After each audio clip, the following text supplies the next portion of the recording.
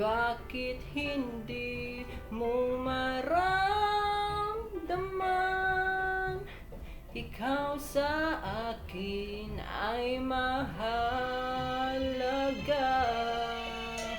Ako sa'yo'y kaibigan lamang. Paano nga ba't di ko matanggap? At ako pa ba'y iibigin pa? Ang dinadasal, makikiusap na lang. Akin ka na lang, akin ka na lang.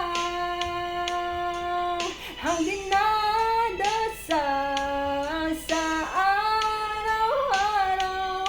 Akin ka na lang, akin ka na lang.